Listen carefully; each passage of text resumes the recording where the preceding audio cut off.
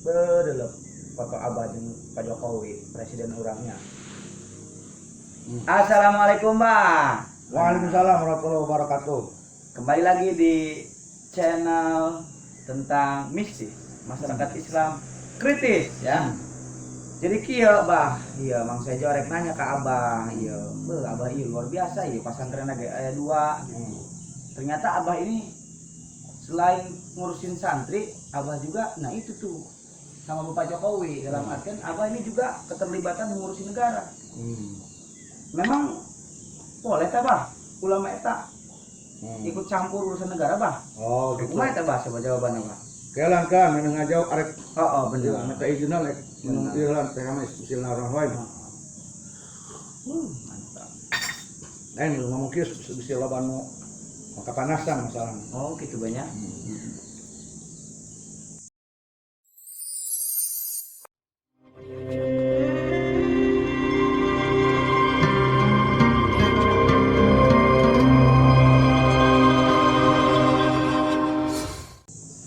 Jadi begini, jadi bismillahirrahmanirrahim. Yang Abah ketahui tidak ada larangan ulama, kiai, ustadz, maka dia punya peran aktif dalam urusan negara maupun pemerintah. Nggak ada larangannya. Siapa yang melarang? Nah, yang tidak boleh itu kalau seorang ulama atau kiai yang mendukung program negara atau pemerintah yang bertentangan dengan kebaikan dan kebenaran agama Islam yang bikin mudarat kepada seluruh halayak. Itu satu. Yang kedua, kalau dia kedekatan dengan umaro itu hanya untuk kepentingan pribadi, arahnya hanya duit fulus tuh duniawi. Nah, jadi kalau dia itu berperan aktif dalam urusan kepemerintahan negara untuk tujuan kemaslahatan, kemudian untuk controlling kepada umaro, menasehati umaro ketika ada lalai, semata-mata karena Allah, tidak tujuan duit, tidak tujuan dunia, bukan, tidak ada tujuan selain yang itu, maka siapa yang larang? Betul. Ya nggak ada yang melarang. Yang tidak boleh juga memang ada salah satu kitab Ilmu Kuning di mana ada pendapat ahli sufi yang dalam kehidupannya beliau itu menganjurkan agar ulama tidak datang ke pintu rumah umaro. Maksud tujuan sufi itu apa ilatnya?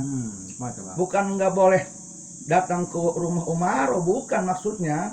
Bukan nggak boleh datang ke kantor pemerintah, bukan itu sebetulnya.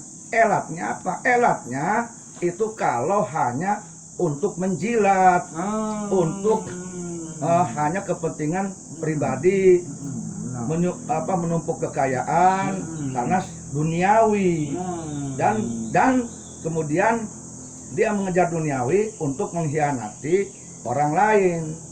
Nah itu yang tidak boleh. Itu maksudnya, itu maksud sufi itu bukan sufinya yang salah. Yang salah ini yang tidak mampu memahami hakikat dari anjuran sufi tersebut supaya tidak mendatangi pintu sultan. Itu maksudnya. Itu yang bodoh, yang nggak mengerti. Dipandangnya dengan suudon, kotor hati, dan dengan kebodohan. Padahal sufi yang dalam kitab tersebut itu benar tujuannya mah tadi intinya sebuah isyarah. Kamu jangan datang ke umaro, ya ke pemerintah, ke rumahnya, ke kantornya, jika hanya untuk tujuan duniawi, ya. Tapi kemudian kamu mau menjadi pengkhianat, itu maksudnya. Tapi kalau datang ke rumah umaro, ke kantornya, bukan tujuan duniawi, untuk silaturahim, untuk meluruskan, untuk mengusulkan, untuk menasihati, yang justru untuk kemaslahatan umat, bukan untuk mengkhianati. Masa dilarang? Mikir. Jadi tabang kata masyarakat kritis teh mabahnya kalau seorang ulama datang ke umaro eta disebut sebagai ulama su. Cenah naon eta sih maksudna baca? Nah, ulama su eta ulah musuh kan ulama jahat, ya kan? Hmm. Nah, berarti orang tersebut kalau belum tahu dalamannya langsung menuduh ulama su. Nah, berarti yang su itu dia. Kenapa? Dia memandang satu perbuatan ulama dengan pikiran dan hati yang kotor, mikir. Ujungnya mata mikir apalah tak kilun sini Atau mikir. Jangan dulu memandangkan hati yang kotor ketika laku ulama itu dengan hati yang jernih, pikiran yang jernih, dengan tabayun, husnudon, mikir. Jangan gampang-gampang suudon, mikir dengan setan ungkul gampang-gampang suudon mah mikir. Iblis ungkul gampang-gampang suudon mah mikir. Nah, iya bah ya, pertanyaan selanjutnya ya, bakal rawan ini bah ya di tahun berapa sih Pilpres? 2024. Ya, nah, bagaimana sikap kita untuk menghadapi hajat demokrasi tersebut, Bah? Bah? Yang pertama, sebagai warga negara Republik Indonesia, ya kita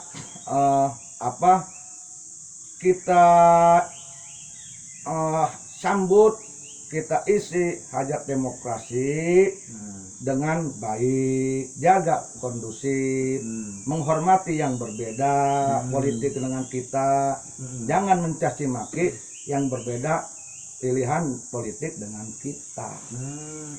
Jaga situasi, dan kalau memang ingin jadi orang yang memberikan kemaslahatan ke orang lain. Kalau kita memusuhi, mencaci maki, menghujat, memfitnah pilihan yang berbeda dengan kita, maka bohong dia bilang untuk kemaslahatan umat. Bohong, kadzib, bohong. Orang yang bicara untuk kemaslahatan umat, nah dia mampu menjaga sesuatu yang akan menimbulkan umat rakyat berpecah belah. Kalau dia bilang untuk kemaslahatan umat, dimaksud umat untuk rakyat, tetapi dia mencaci maki, menghujat, menghina, maka itu kadzib. Dia merasa dirinya benar, tapi menghukumi orang lain jelek hanya iblis. Mikir.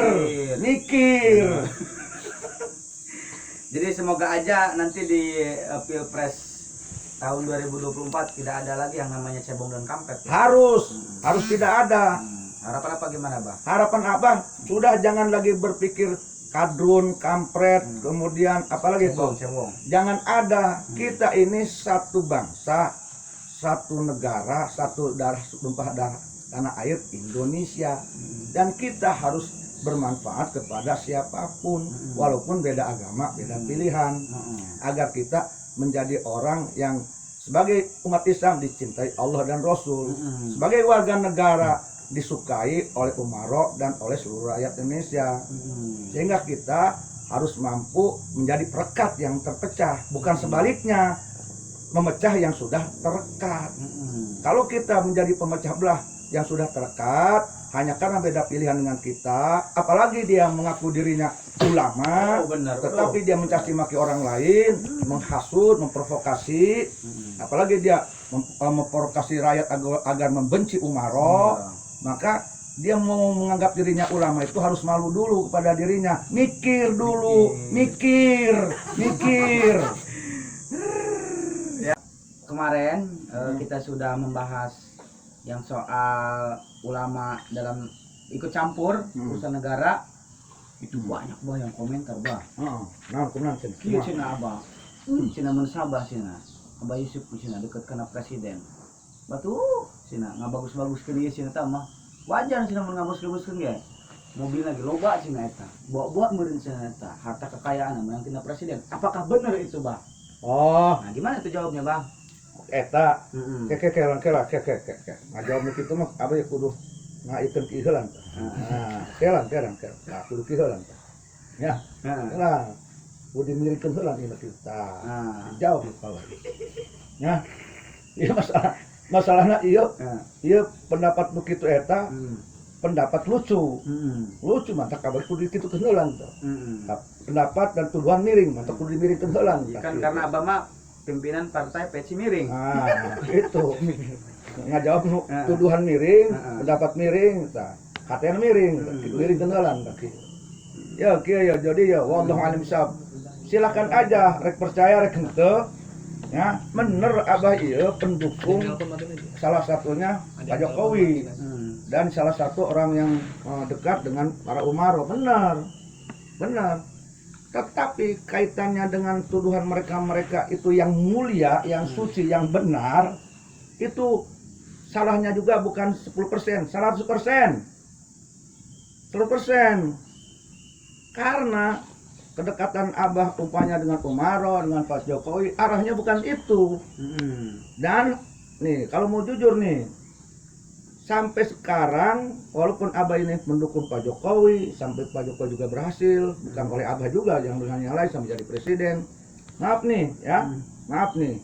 Abah tidak memanfaatkan kedekatan Abah dengan presiden itu untuk kepentingan pribadi yang sifatnya duit, pulus, mobil, nggak ada. Bahkan pesantren Abah ini belum pernah mengajukan proposal jangankan ke Pak Jokowi, ke instansi pemerintah pun tidak pernah.